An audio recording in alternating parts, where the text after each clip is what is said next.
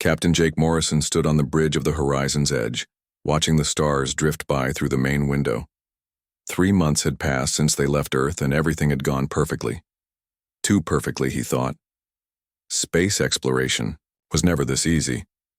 "Captain, we're getting something strange on the sensors," said Commander Ryan Beck from his station. The tall man frowned at his screen, his fingers dancing over the controls. "It's big, sir. Really big." Jake walked over to look at the readings. Whatever was out there was massive, easily 10 times the size of their ship. "Is it moving toward us?" "No, sir. It's just sitting there, about 2 million kilometers away." Ryan paused, checking his instruments again. "Captain, I think it's a ship." Dr. Lisa Carter looked up from her research station, her brown hair falling across her face. "A ship? You mean an alien ship?" Her voice carried excitement and fear in equal measure. "That's what it looks like," Jake said quietly. He had dreamed of this moment his whole life, but now that it was here, he felt nervous. "Samantha, how are our systems?" Engineer Samantha Torres wiped her hands on a cloth and climbed up from the engine compartment. "Everything's running smooth, Captain. Weapons are online, shields are ready, and the engines can get us out of here fast if we need to run." Jake nodded. This was it. First contact with an alien species. Everything they did in the next few minutes could change human history forever. "Open a communication channel. Let's see if they want to talk."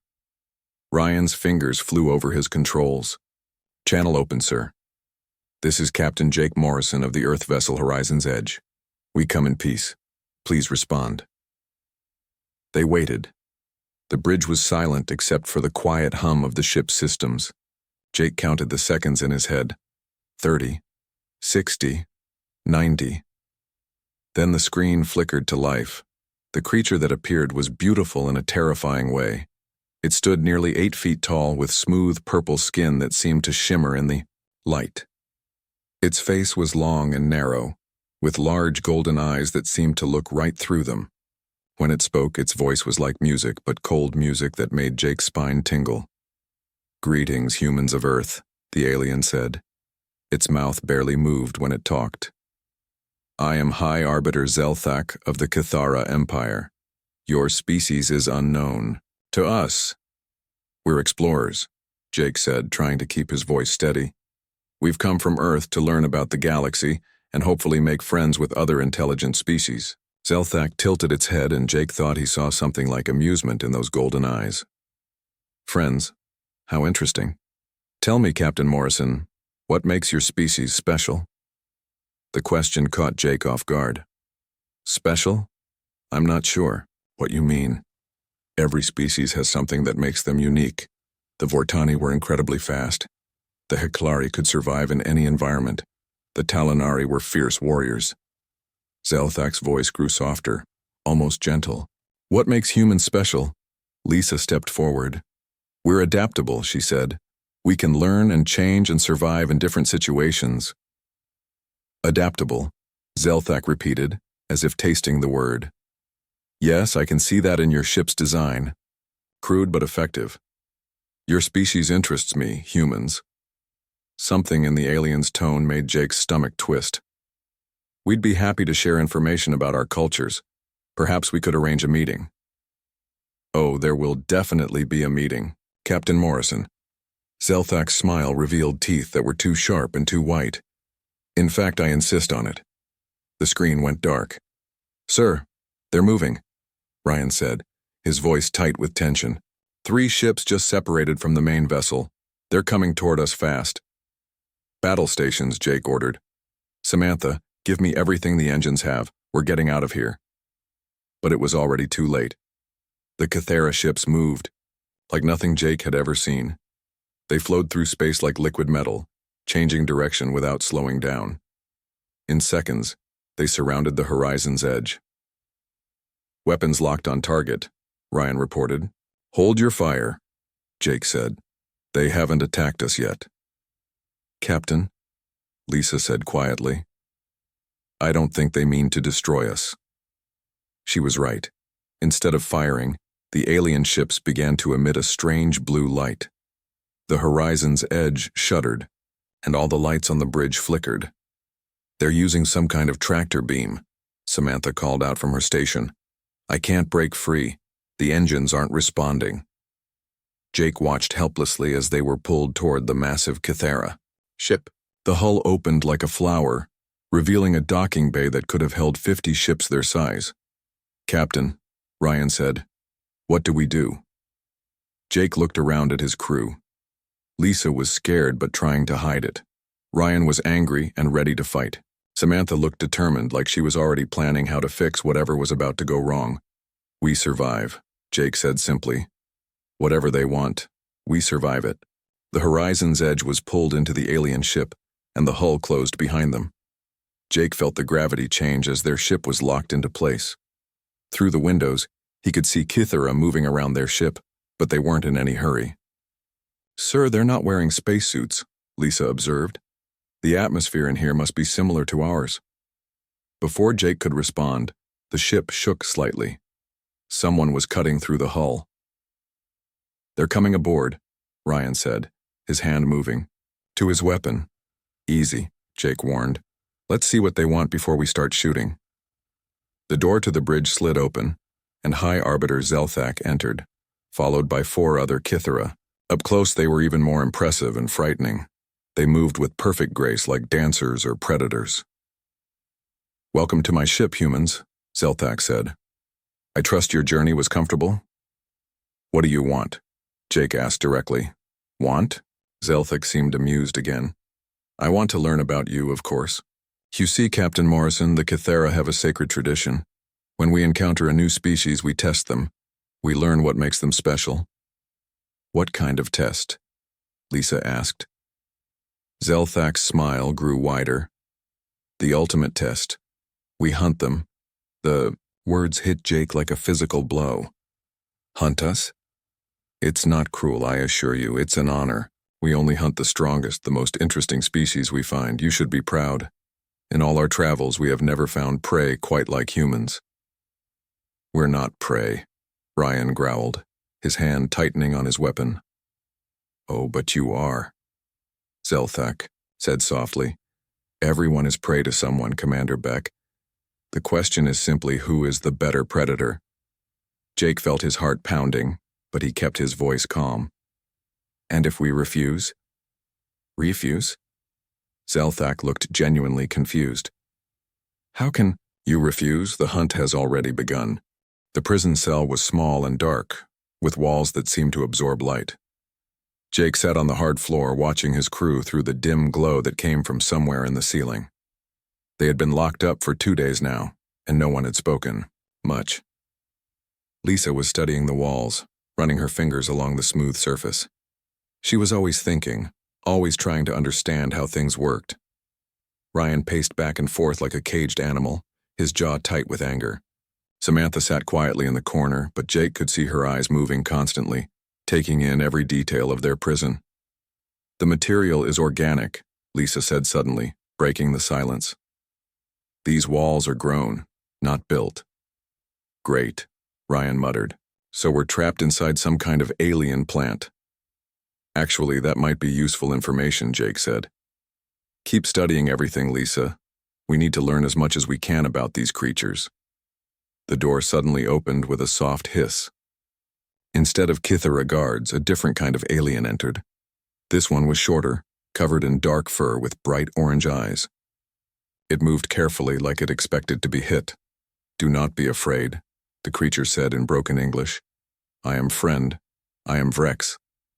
Jake stood up slowly. "You speak our language?" "I learn many languages. Is necessary for survival." Vrex looked around, nervously, then sat down near the door. "Kythera keep me alive because I tell them about other species, about how they think, how they fight." "You help them hunt?" Ryan's voice was full of anger. Vrex's orange eyes grew sad. "I help them because they kill all my people if I do not. Talinari were great warriors. We fought Kythera for many years, but they are too many, too strong, too smart." Lisa moved closer. "How many species have they hunted?" "Many. 40, maybe 50 different kinds of people." Some fight with honor. Some try to run and hide. All die in the end. Vrex looked at each of them. But you are different. Cathara are confused by humans. Confused how? Jake asked. They study you for 2 days. Read your thoughts, your memories, your bodies. Usually they understand new species quickly, but not humans. Vrex leaned forward. High Arbiter Zelthak talks about you many times, says humans are puzzle. Samantha spoke for the first time since they were captured. What kind of puzzle? Your bodies are weak compared to most species Cathara hunt. You are not very fast, not very strong, but something else is there. Something they cannot understand. Vrex paused. They are excited. This makes hunting more interesting for them. Tell us about the hunt, Jake said. How does it work? Vrex's fur seemed to flatten against his body. They take you to special planet, Caradox Prime. Very dangerous world. Storms that can kill you, animals that eat metal, ground that burns your feet. They give you little food, little water, few tools. Then what? Ryan asked. Then they hunt. Sometimes they use ships to track you from sky. Sometimes they send warriors on foot. They have weapons that can kill from very far away. They have machines that can see you even when you hide. Rex's voice got quieter. They make game of it. See how long you survive. See how you react when friends die. Lisa sat down hard, her face going pale. How long do most species last? Talinari lasted longest, 18 days. We were strong fighters, knew how to use weapons and work together. But Cathara learned our patterns. They are very patient hunters. Jake felt something cold settle in his stomach, but he kept his voice steady. Have any species ever escaped? Escape? Vrex looked confused. Where would they escape to? Caradox Prime is prison planet. No way off except Cathara ships. Has anyone ever won? Ever beaten them in the hunt? Vrex stared at Jake like he had said something impossible. Win against Kithra? They are perfect predators. They have hunted for thousands of years. They know every trick, every way to hide, every way to fight. Ryan stopped pacing and looked at Vrex. But they've never hunted humans before. This is true. They study human history, human wars, human ways of fighting. They find it very strange. Vrex tilted his head. Most species fight like Talinari, face enemy with strength and courage. Or they fight like Vortani, use speed and tricks to stay away from danger. Humans do both things, but also other things. What other things? Lisa asked. Cathara read about human wars. Humans sometimes fight when they cannot win. Keep fighting even when all hope is gone. This makes no sense to Cathara mind. Vrex looked around the cell again. They also read about humans who survived terrible things, lost in cold places for many days, trapped under rocks for many days, still alive when rescue comes. Samantha leaned, bored. Endurance. Yes, this word. Cathara do not understand why humans continue when continuing is pointless. Vrex's orange eyes seemed to glow brighter. High Arbiter Zelthak says humans are like water that keeps flowing even when path is blocked. Jake felt something stirring in his chest. Not hope exactly, but something like it. Vrex, tell me about their technology, their ships, their weapons.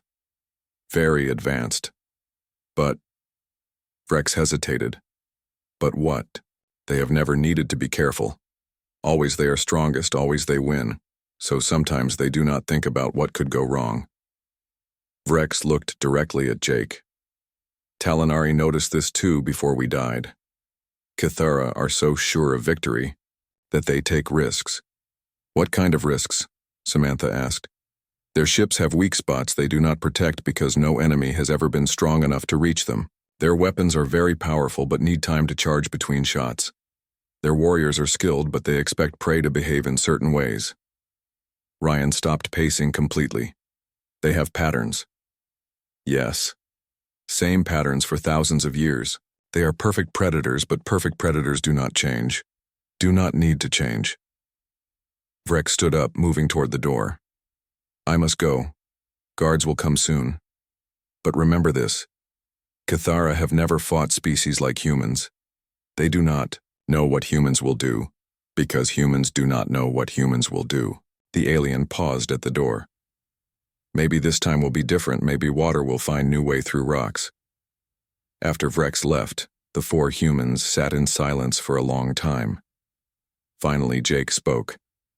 He's right about one thing. We're not like the other species they've hunted. We don't fight like warriors seeking honor, and we don't run like prey seeking safety. Then how do we fight? Ryan asked. Jake looked at each of his crew members. Lisa, who never stopped learning. Ryan, who never stopped protecting others. Samantha, who could fix anything that was broken. We fight like humans, he said simply. We survive. The transport ship shook as it entered the atmosphere of Caradox Prime. Jake gripped the metal bench he was sitting on and looked out the small window. The planet below looked like a nightmare. Red storms swirled across the surface, and the ground was covered in sharp rocks that glowed with heat. Beautiful place for a vacation, Ryan said, but his voice was tight with worry. High Arbiter Zelthak stood at the front of the transport, perfectly balanced despite the rough ride. Caradox Prime has been our hunting ground for over 1,000 years, he said. The storms will try to kill you, the animals will try to eat you. The very air will burn your lungs if you breathe too much. Sounds fair, Samantha muttered. Zelthak smiled his cold smile. We are not unfair, Engineer Torres. You will have basic supplies. Food for 3 days, water for 2, and simple tools. Previous species have survived as long as 18 days, with similar resources. The Talonari, Lisa said quietly. Yes, they were magnificent hunters. I almost felt sad when we finally caught their leader. Zelthak looked at each of them. I wonder how long humans will last. The betting among my people favors 12 days. The ship touched down hard, and the door opened with a hiss. Hot air rushed in, carrying the smell of sulfur and something that might have been rotting meat. Jake stood up and walked to the door, looking out at the hellish landscape. Your hunt begins now, Zelthak announced.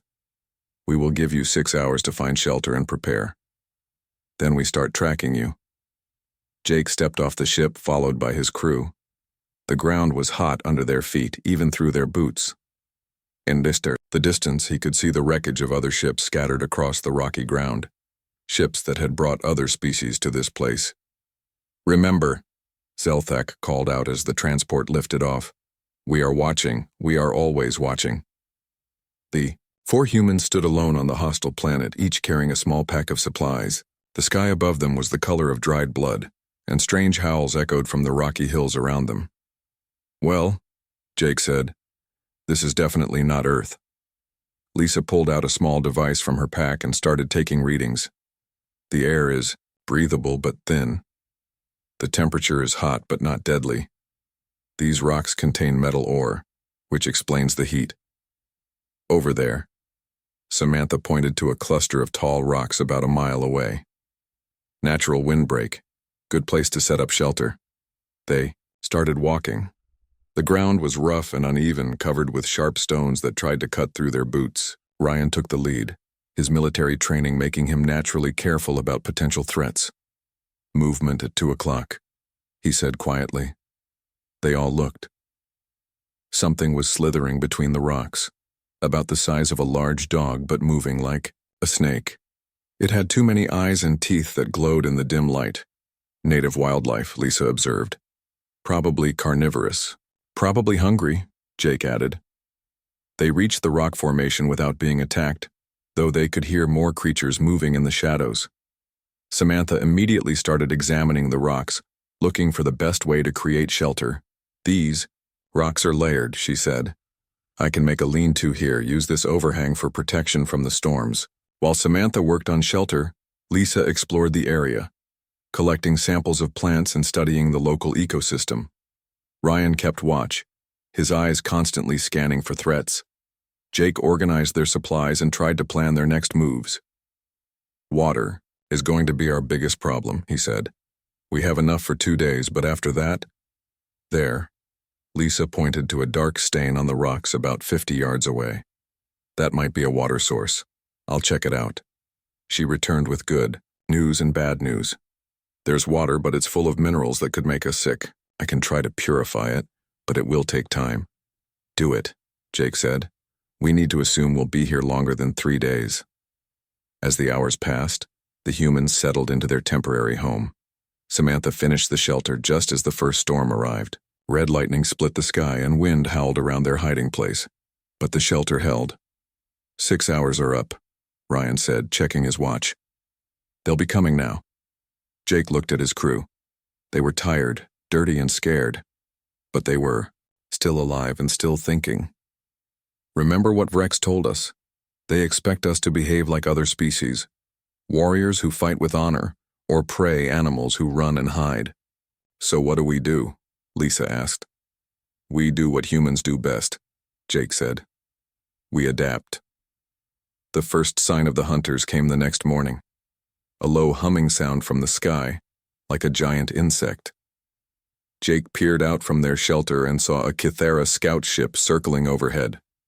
They're mapping our location, Ryan said. Standard search pattern. But Jake was thinking about what Vrex had said. The Kythera had patterns. They did things the same way because their way always worked.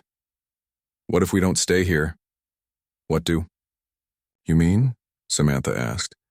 They expect us to find shelter and defend it. That's what the Talinari did. That's what warriors do. Jake looked at the wreckage of alien ships scattered across the landscape. But what if we don't defend anything? What if we keep moving? In this environment? Lisa shook her head. The storms, the heat, the creatures, moving constantly, would kill us.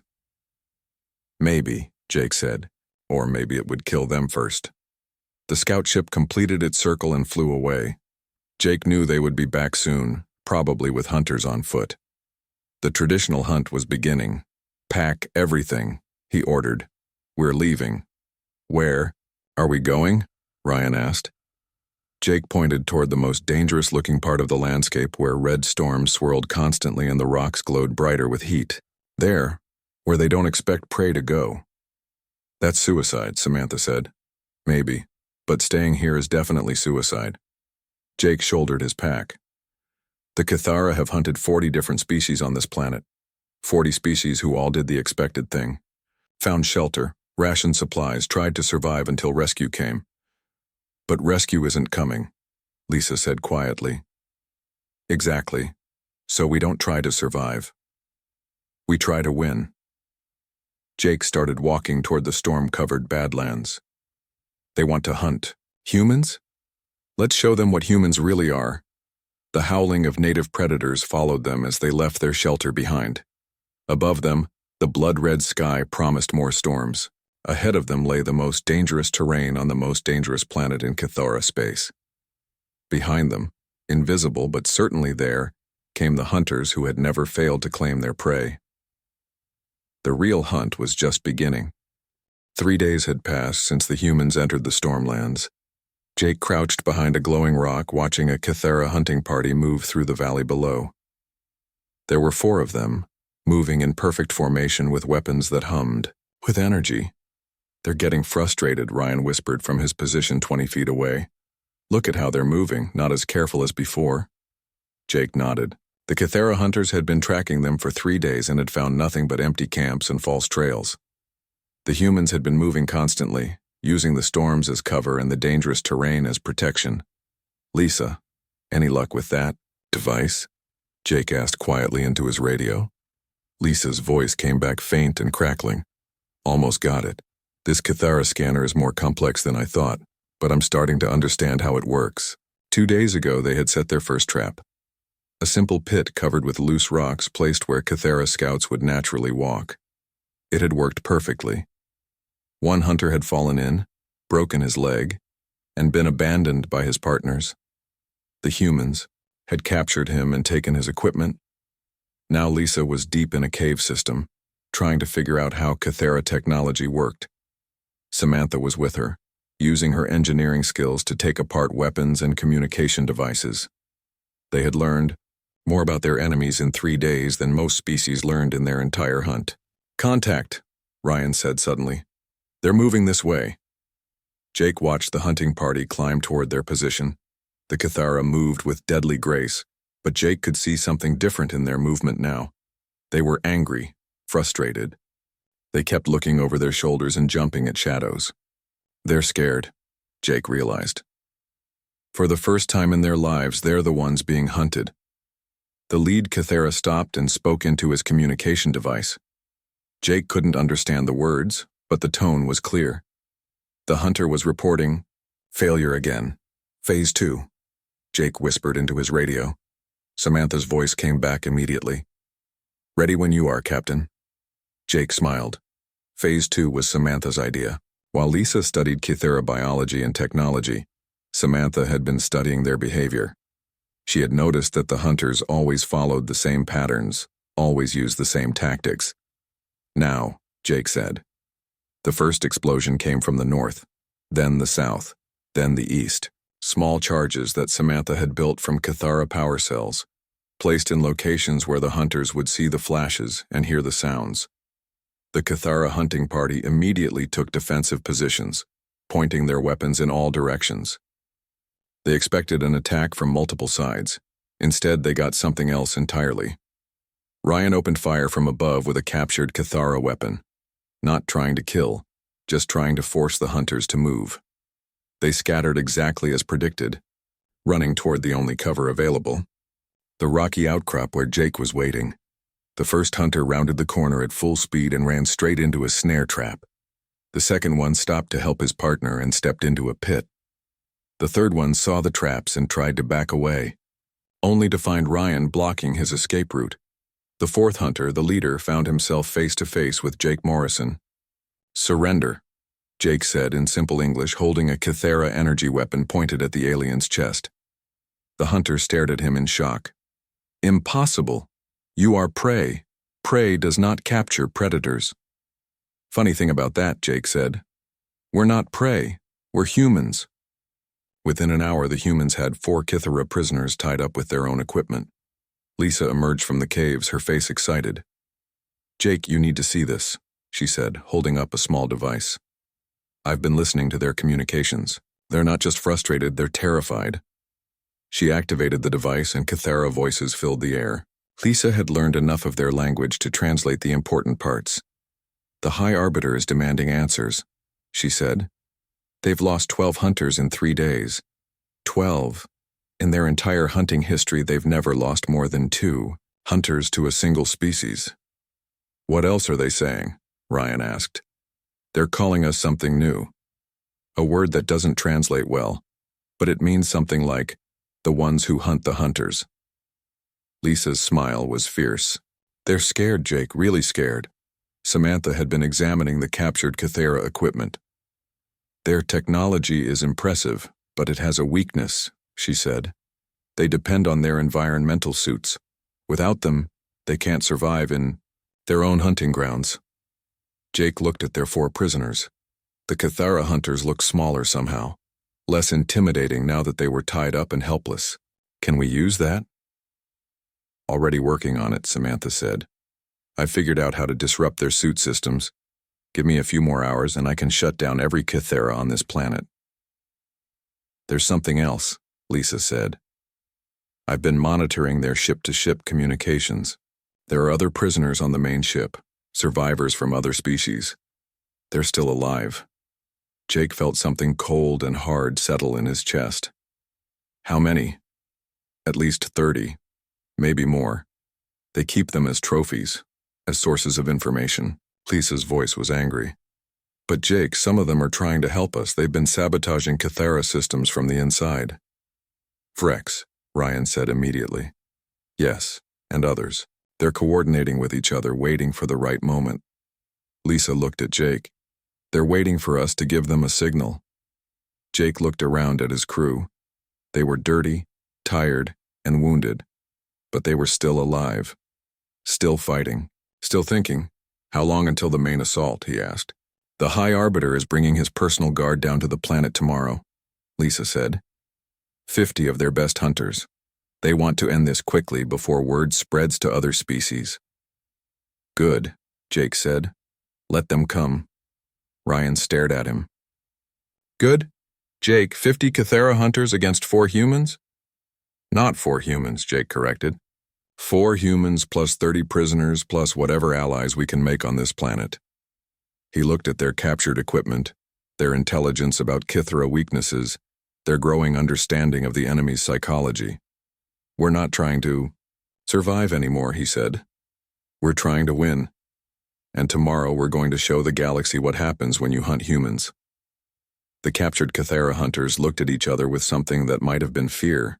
For the first time in their species' history, they were starting to understand what it felt like to be prey. Above them, the blood-red sky of Caradox Prime began to darken as night approached. Tomorrow would bring the largest hunt in Kithara history, would also bring the end of the Kithara Empire's perfect record. The morning sky of Caradox Prime blazed with the light of 50 Kithara ships descending from orbit. Jake watched from his hiding spot on a high ridge, counting the vessels as they landed in the valley below. Each ship carried elite hunters, the best warriors the Kithara Empire had to offer. That's a lot of angry aliens, Ryan said, lying flat beside him with a captured sniper weapon. Good, Jake replied. The more they send, the more we can hurt them. Lisa's voice crackled through their communication system from the cave where she was coordinating with the prisoners on the mothership. Vreck says they're ready up there. When you give the signal, they'll start the uprising. And Samantha? In position at the power plant. She says she can shut down their environmental systems across the entire hunting ground. Lisa paused. Jake, once she does this, there's no going back. Every Kithara on this planet will know exactly where we are. That's the idea, Jake said. We're done hiding. High Arbiter Zelthak emerged from the largest ship, followed by his personal guard. Even from a distance, Jake could see the aliens' rage in every movement. The perfect predator had been made to look foolish by creatures he considered inferior. Prey. Zelthak's voice boomed across the valley, amplified by his ship's speakers. Humans of Earth, you have played your games long enough. Come out and face your death with honor, and I will make it quick. Jake activated his communicator, broadcasting, on the frequency the Kithara used. High Arbiter, this is Captain Jake Morrison. You want to hunt humans? Come and find us. You dare to challenge me directly? Zelthak's voice was filled with disbelief and fury. I dare to do what no other species has done, Jake replied. I challenge the Great High Arbiter to single combat. Predator against predator. Let's see who's really at the top of the food chain. The silence that followed lasted for nearly a minute. Then Zelthak's laughter echoed across the rocks. You think you are a predator, little human? Very well. I accept your challenge. But know this. When I kill you, I will hunt down every human in the galaxy. If you can, Jake said. Signal ready, Samantha. Zelthak began climbing toward Jake's position, moving alone as honor demanded. His personal guard stayed behind, but Jake could see other hunting parties spreading out to surround the area. Now, Samantha, Jake whispered. The explosion was not loud, but its effects were immediate. Across the hunting ground, Kithara environmental suits began failing. The aliens who had depended on their technology for survival suddenly found themselves breathing the toxic air of their own hunting planet. Environmental systems are down, Samantha reported. They've got maybe 20 minutes before the atmosphere starts affecting them. Lisa, tell Vrex to start the uprising, Jake ordered. Far above on the Kithara mothership, 30 survivors from a dozen different species began their revolt. Weapons caches were raided, guard posts were attacked, and communication systems were sabotaged. The Kithara ship that had seemed so powerful suddenly became a battlefield, but Jake's attention was focused on the figure climbing toward him. Zelthak moved with deadly grace, his long limbs carrying him up the rocky slope with impossible speed. In his hands he carried a weapon that hummed with lethal energy. Jake, Ryan said urgently. His suit is still working. He must have better protection than the others. I know, Jake said, standing up and stepping into the open. But he's still just one alien. Zelthak reached the ridge and stopped 20 feet away. Up close, he was even more impressive than Jake remembered. 8 feet tall, perfectly proportioned, with golden eyes that seemed to glow with inner fire. You are brave for prey, the High Arbiter said. I will remember you when your species is extinct. Funny thing, Jake replied, raising his captured weapon. We're not prey. We never were prey. We're the species that learned to hunt everything else on our planet, including each other. They fired at the same time. Zelthak's shot was perfect, aimed exactly where Jake had been standing. But Jake was no longer there. He had thrown himself sideways, rolling behind a rock as the energy beam passed over his head. Zelthak's second shot shattered the rock Jake was hiding behind. The High Arbiter moved forward with confident steps, expecting to find a wounded or dead human. Instead, he found an empty space and a small device that Samantha had built from Kithara technology. The electromagnetic pulse knocked out Zelthak's environmental suit and half his weapons. Suddenly, the perfect predator was breathing the same toxic air as his victims, feeling the same burning in his lungs. Impossible, Zelthak gasped, staggering as the planet's atmosphere began to affect him. Jake emerged from behind another rock 30 feet away. You want to know what makes humans special? He asked. It's not that we're the strongest or the fastest, it's that we never give up. Ever. Zelthak raised his remaining weapon, but his hands were shaking now. The toxic air was affecting his nervous system, slowing his reflexes. Jake's shot took the weapon from the alien's hands. His second shot brought Zelthak to his knees. This is impossible, the High Arbiter whispered. We are the ultimate predators. We have hunted for 1,000 years. You were predators, Jake corrected, walking closer. But you made one mistake. You decided to hunt the one species that hunts back. Around the valley, Kithara hunters were collapsing as their environmental systems failed. Some tried to retreat to their ships, but found the ships locked down by the uprising on the mothership. Others tried to continue fighting, but the toxic atmosphere was affecting their ability to think and move. Your empire is finished, Jake told the defeated High Arbiter. Word of this will spread across the galaxy. Every species you've terrorized will know that the great Kithara can be beaten. Zelthak looked up at Jake with eyes that no longer glowed, with confidence. What are you? Jake smiled. We're humans, and we're the new apex predators in this galaxy. The rescue ships arrived 3 days later, guided by signals from the liberated mothership.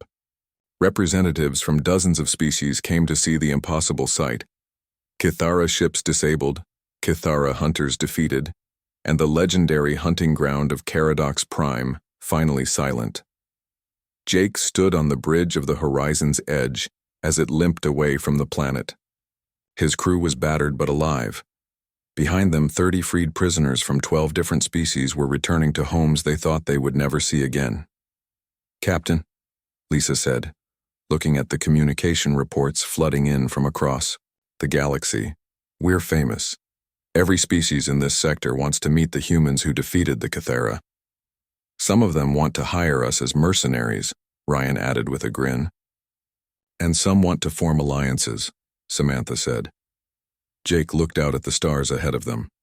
Earth was still months away, but they were going home, and they were bringing news that would change humanity's place in the galaxy forever. Set course. For Earth, he ordered, it's time to let our people know that we're not alone in the universe, and we're definitely not prey. The horizon's edge turned toward home, carrying the 4 humans who had proven that sometimes the hunter becomes the hunted, and sometimes the prey turns out to be the most dangerous predator of all.